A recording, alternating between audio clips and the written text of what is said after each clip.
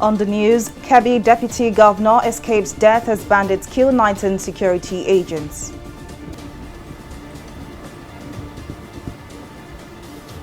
The ruling All Progressives Congress, APC, announces date for emergency NEC meeting.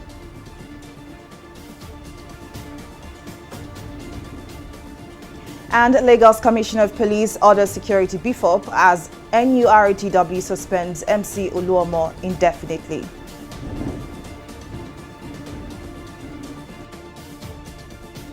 I am Folashade Ogurinde. 2 days after bandits killed 63 vigilantes, the outlaws have again killed 19 security agents in the entourage of the Kebbi State Deputy Governor Samala Yobe in Dango Wasegu local government area of the state. The latest incident occurred during a visit by the Deputy Governor in areas in the state affected by banditry.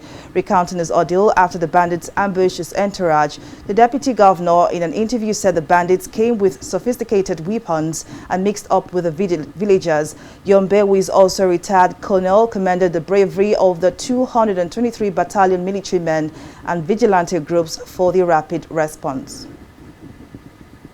While still on security matters, the Armed Forces of Nigeria has given a scorecard of its joint operational engagements against insurgents within the past 2 weeks.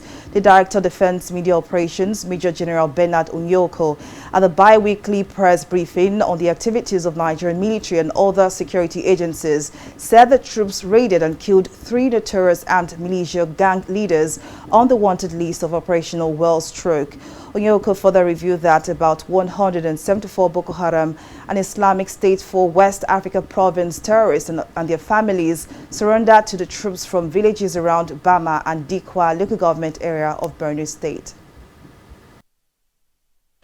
Troops of Operation Hiding Kai within the last 2 weeks sustained their aggressive push by conducting clearance operations in the fight against Boko Haram terrorists and Islamic State of West African province terrorists and other criminal elements within the theater of operation.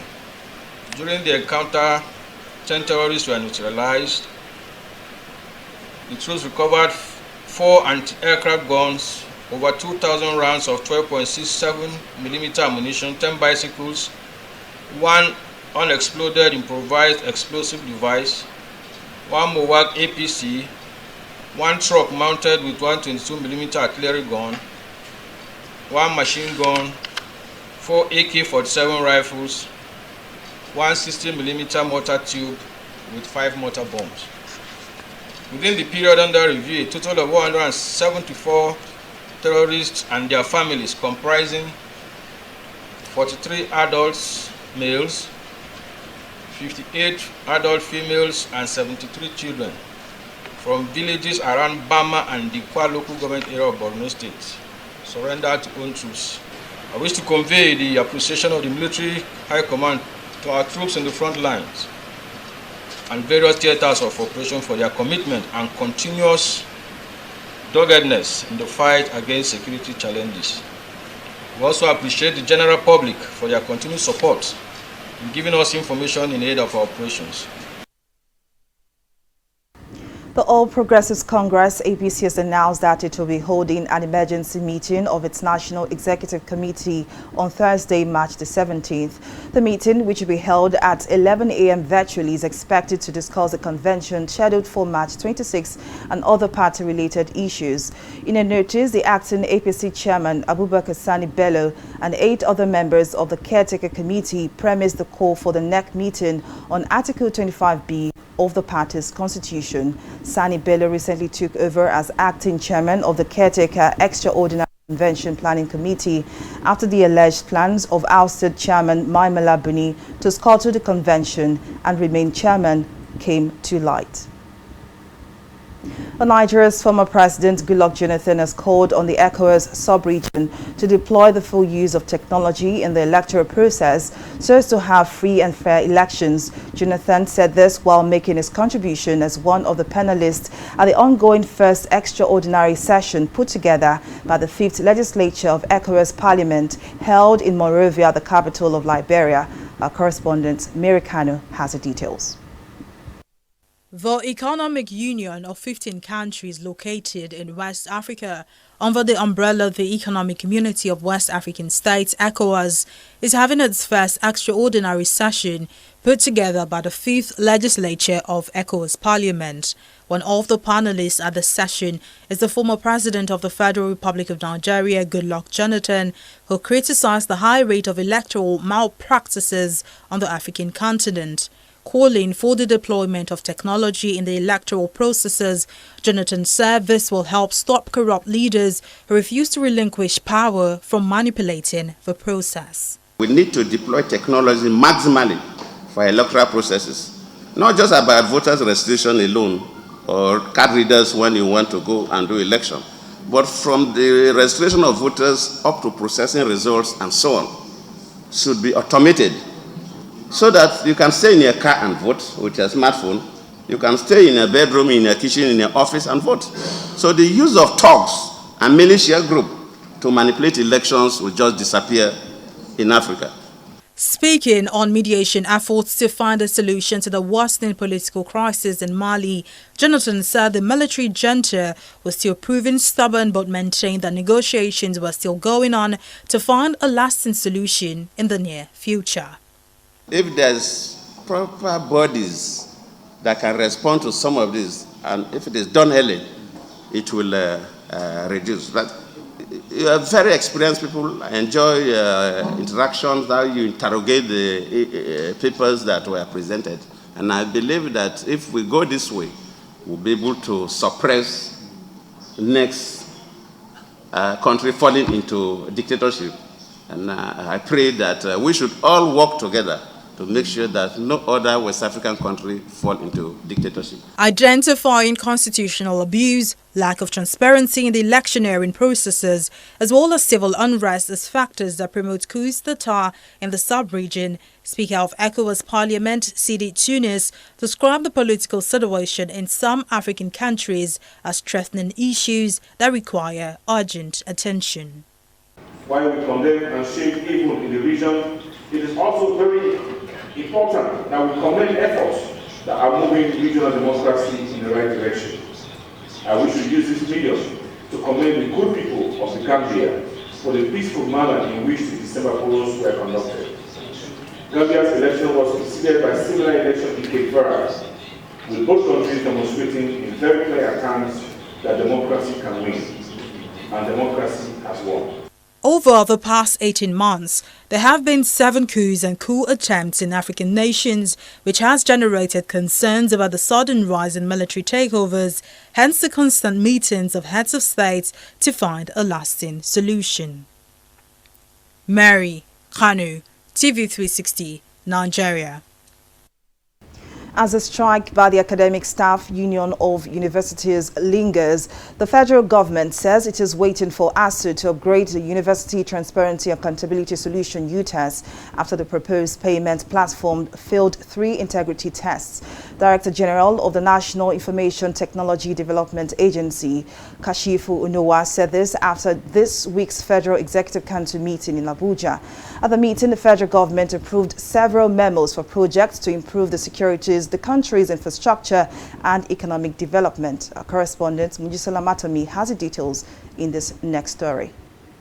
It's the second Federal Executive Council meeting in March, and again the meeting was presided over by the Vice President Yemi Osinbajo in the absence of President Muhammadu Buhari, who is in London for medical checkup. At the fore of the meeting is the ongoing strike of the Academic Staff Union of Workers, which is now on for almost a month. The union, among other things, have asked the federal government to implement the university's transparency and accountability solution as its payments platform. But the government claims its hands are tied as ASU is yet to upgrade and return the platform, which has failed several integrity tests. We'll do user acceptance tests. ASU, you build this system, but you are not the one that will use the system. There are people in bursary and other finance, something that will use the system. So we need to do user acceptance test with them. Then secondly, we said we will do vulnerability test to test the security integrity of that system.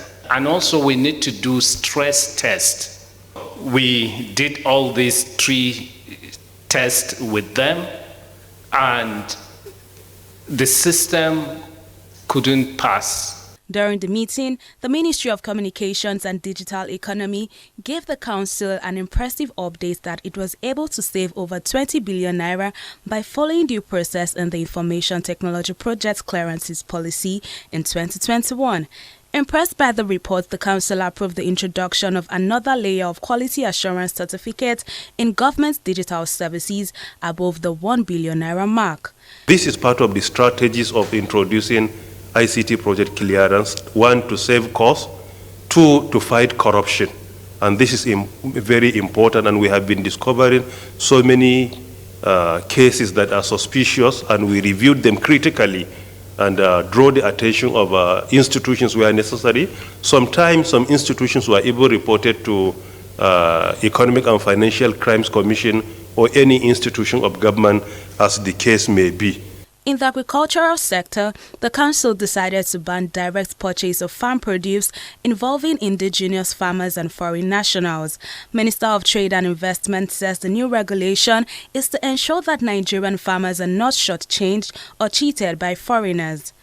Foreigners have been going to the farm gates and buying produce from the farmers at low prices, thus incentivizing the farmers from continuing with their trade. So we finally got approval from FEC today for only licensed local buying agents who must be registered by the relevant national commodity associations. They are the ones who now will be able to buy goods directly from the farmers for on-selling to the foreigners. With the approval of the Trade Policy Action Plan, the Ministry will be inaugurating a committee that will review the existing trade policy, which was last updated in 2002. Mojisola Matomi, TV360 News.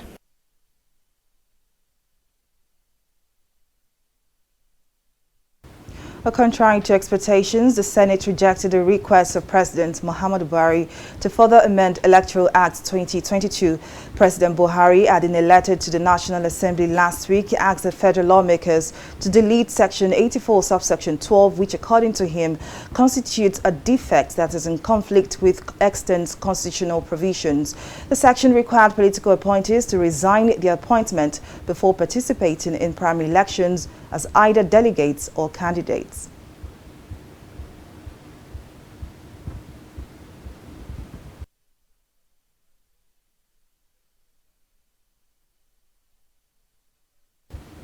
Women on the various groups on Thursday continued their protest at the National Assembly gate. For the 5th day, the women gathered at the National Assembly demanding that lawmakers rescind their decision over rejection of 5 gender bills in the process of amendment of the 1999 Constitution. The protest by the women, drawn from various groups, started on Wednesday, March 2nd, and members of the House of Representatives, in reaction to their demands on Tuesday, March 8, rescinded their decision on 3 of the gender bills. The women, however, continued the protest, demanding the members of the Senate join their House of Representatives in revisiting the bills. Among other demands, the women want specific seats in the National Assembly of their husband's state after 5 years of being together, and 35% affirmative action for women, and have insisted that they'll continue to picket the gate of the National Assembly till all their demands are met. The National Union of Road Transport Workers, NURTW, has suspended its Lagos State Chapter's chairman, Musiliu Akinsoya, also known as MC Oluomo, indefinitely. The suspension of Akinsoya was contained in a letter signed by Kabiru Yao, the General Secretary of the national body. According to the letter, the Lagos NURTW leader was accused of planning to instigate mayhem in union branches that failed to obey his instructions, and has been asked to hand over the leadership of the Lagos chapter to his deputy. Following his suspension, MC Oluomo, in a press briefing on Thursday, has asked Governor of Lagos State Babajide Sanwo-Olu to take over the running of all parks and garages in the state.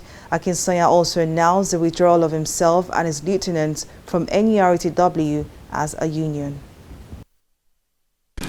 There has been some crisis in our umbrella body, the National Union of Road Transport Workers, NURTW. All attempts to have an amicable resolution have failed. In fact, we have protested to the Lagos State government about the state of affairs in our union. Being a law-abiding and responsible citizen, we have decided to explore all avenues for peace in the interest of all. We will not support any action that can threaten the peace that we cherish so much in Lagos State. Therefore, I, Comrade Musiliu Ayinde Akisoya, on behalf of the State Administrative Council, SAC, State Executive Council, SEC, members and the entire union, rank and file members of the NURTW, Lagos State Council, with over 200 branches and zones, hereby resolved to 1. Immediate withdrawal of our membership and operation from the national body of NURTW for peace to reign in Lagos State. And 2. Write to Lagos State Governor, Lagos State Ministry of Transportation, MOT, and other relevant agencies about our decision. It is important to state that our action is in line with Section 40 of the Constitution of the Federal Republic of Nigeria, 1990, as amended, which provides as follows. 1999 as amended, which provides as follows. A. Every person shall be entitled to assembly freely and associate with other persons, and in particular, he may form or belong to any political party, trade union, or any association for the protection of his or her interests. This means that every person shall be entitled to join an association and exit freely without molestation. In view of this and the crisis at hand, Lagos State government is hereby invited to consider its white paper on transport union activities 2004 section 5C, which states that the government should take over the management of any garage or motor parks where there is crisis until such is resolved by the consultative committee. We hereby call on Lagos State government to take over the running of the affairs of the union with the constitution of a park management committee. We'll take a break here, but still to come, earnings to take a hit as Nigeria's oil production drops to 1.25 million barrels per day. Details of this story and more right after this break.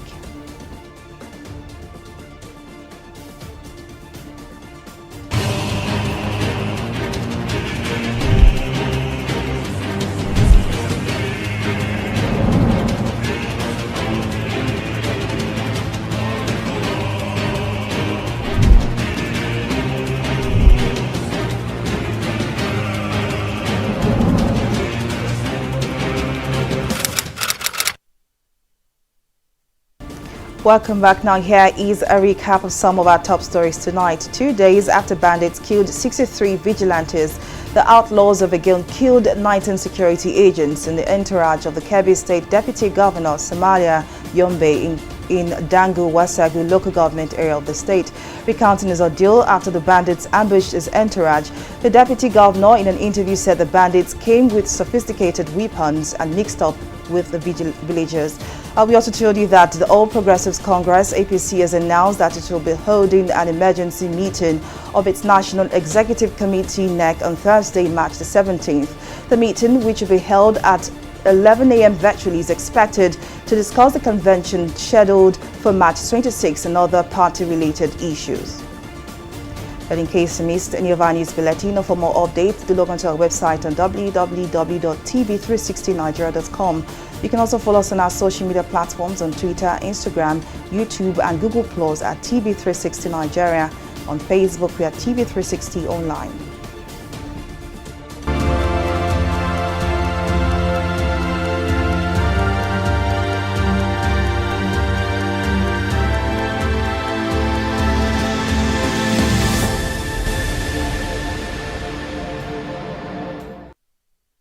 Maintaining the highest recorded number of infections as a result of the arrival of evacuees from Ukraine Due to the ongoing unrest between the nation and our neighbor Russia, the Federal Capital Territory on Wednesday logged 62 fresh COVID-19 infections. According to the Nigeria Center for Disease Control (NCDC), 84 cases were recorded across 5 states and the FCT. No death was, however, recorded on Wednesday, leaving the fatality toll at 3,142. Meanwhile, Nigeria now has recorded a total of 254,861 COVID-19 infections.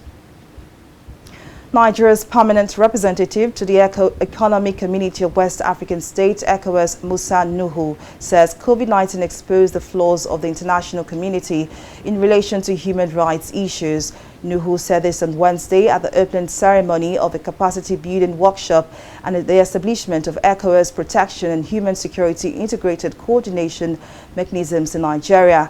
Nuhu further said to curb the human rights challenges, the root causes must be identified and addressed with a lasting solution.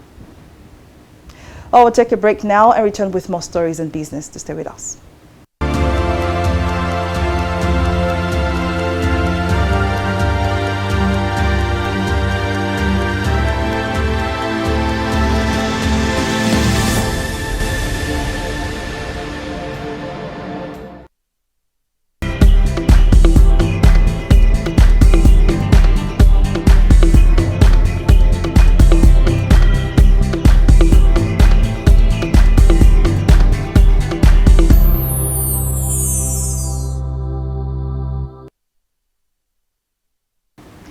Welcome back, though. Abisola Adebayo now joins us for more stories and business. Over to you, Bisola. Thank you very much, Falashade. Welcome to Business News. Nigeria's oil production dropped in February to an average of 1.25 billion barrels per day from 1.39 million in February. The Nigerian Upstream Petroleum Regulatory Commission disclosed this in its latest crude oil and condensate production data for February 2022. The data shows that the drop represented 10% from the January production figure and the lowest since December 2021, when production dropped to 1.1 million barrels per day. The figure is also lower than the 1.8 million barrels per day production quota set by the Organization of Petroleum Exporting Countries, OPEC. The Nigerian National Petroleum Company, NNPC, on Wednesday assured Nigerians that it has enough petrol in stock that can serve consumers for the next 1 month. Briefing newsmen at the end of the weekly meeting of the Federal Executive Council, media aide to the Vice President, Laolu Akonde, said the Group Managing Director of NNPC, Mele Kyari, in his briefing, explained that NNPC currently has a total of 1.9 billion liters of fuel in storage, while its retail outlets are now selling petrol to consumers round the clock. He added that fuel queues will soon become a thing of the past in the country. Progress that is made on the issue of the scarcity. He informed the council that there is enough stock, I think about 1.9 billion liters that is available, enough to last for 32 days. He also said that the agency is working 24 hours. There's a 24-hour loading that is going on at all depots across the country, working with DSS, MOAN, DPM, and IPMAN to ensure that this situation improves significantly. We'll take a break now and return with a review of the stock market.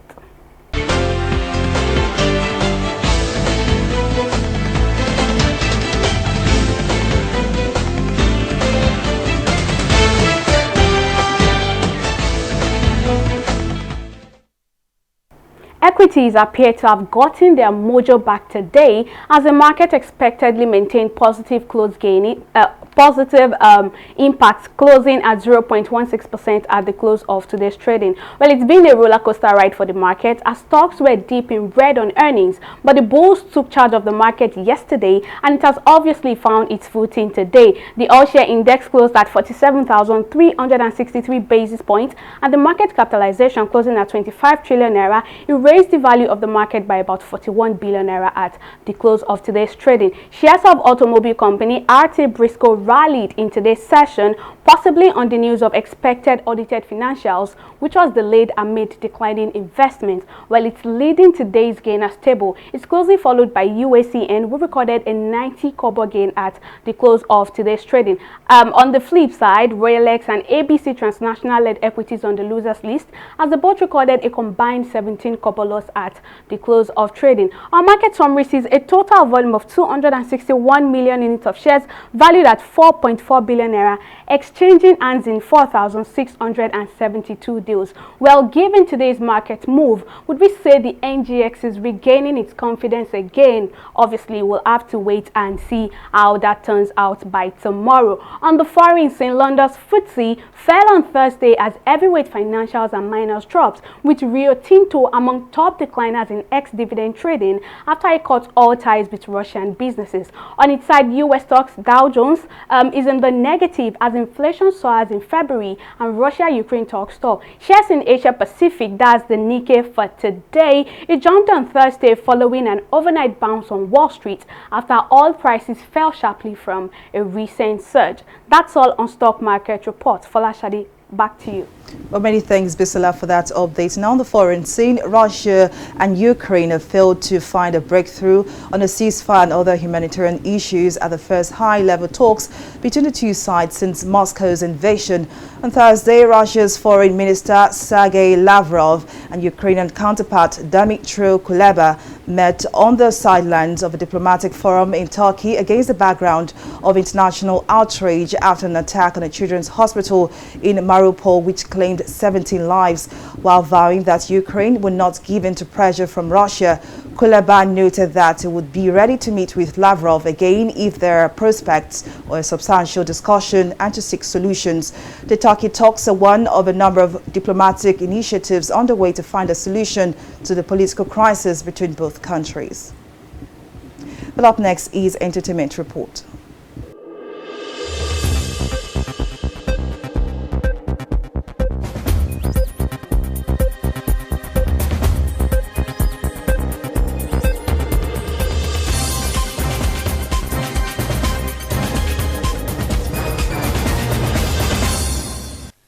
Social media has been hit with a shock as the husband of Nigerian dancer Kora Obidi announced that he is divorcing the 27-year-old who is also a singer and an actress. This comes just 6 days after the lovers went viral for welcoming their second child together through water birth at home.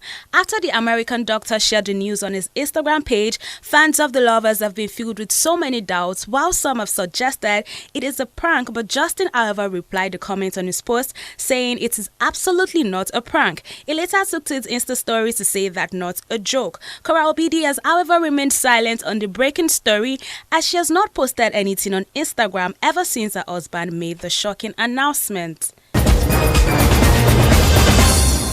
All is set for the official release of new insurgency-themed film Boycott, directed by Fame Stanley, starring Richard Mofe-Damijo, Kunle Koka, Yemi Black, Uzi Usman, among others. Boycott tells an intriguing love story based on the theme of insurgency. The Ugochi Nazam scripted story follows Yusuf, a father who gets pressured into joining terrorists to save his dying daughter. Events drastically change for Yusuf after he falls in love with the daughter of the group's head. And that is all that's well for you in the entertainment segment of News Now.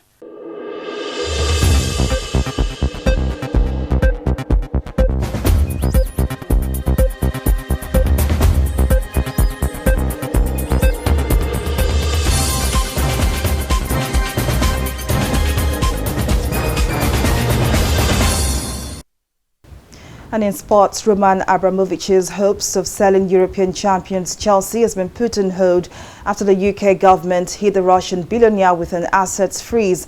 The country's finance ministry said restrictions apply to any entities that are owned or controlled by Roman Abramovich, adding that the football club is now subject to an asset freeze on the UK financial sanctions.